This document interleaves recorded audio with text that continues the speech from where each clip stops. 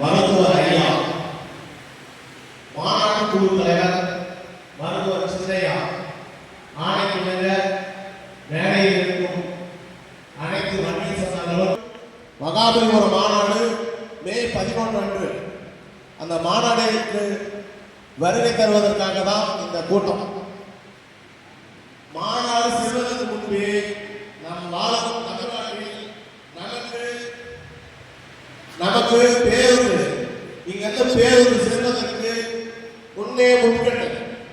என்ன காரணம்னா, வேற ஒருத்தர் மாநாடு நடத்தினா பேருந்து யாரோட அனுமதியும் இல்லாமல் மாநாடு செல்வது. நம் வன்னியர் சங்க மாநாடு நடக்க இருப்பதால் இங்க மாநாடு செல்லும் பொழுது பேருந்தோட இது எல்லாம் நம்ம கண்காணிப்பாளர் அவர்களிடம் இங்கிருந்து அனுமதி வேணும்.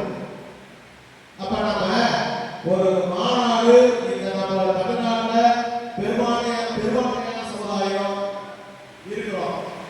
அந்த பெரும்பான்மையான சமுதாயத்துக்கு எவ்வளவு ஒரு குறிப்பிட்டு பாருங்க, ஒரு மாநாடு நடத்துவதற்கு நாம் எழுவதற்கு மிகப்பெரிய சிந்தனையை உடனே நம்ம வன்னிய சமுதாயம் சிந்திக்க வேண்டிய வெட்டப்பட வேண்டிய ஒரு விஷயமா இருக்கு.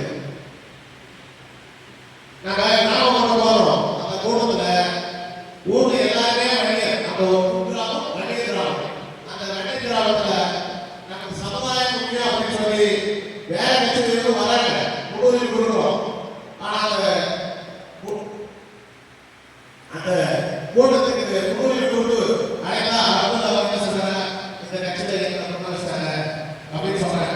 அவங்க சொன்னாலும் பரவாயில்ல, ஆனா இந்த பேருந்து அதை ஒன்று செய்யல, அந்த ஒன்றை குறிப்பிட்ட துடுப்பாளர்களுக்கு வீட்டுக்கு ஒரு கேட்டு அந்த பேருந்தோட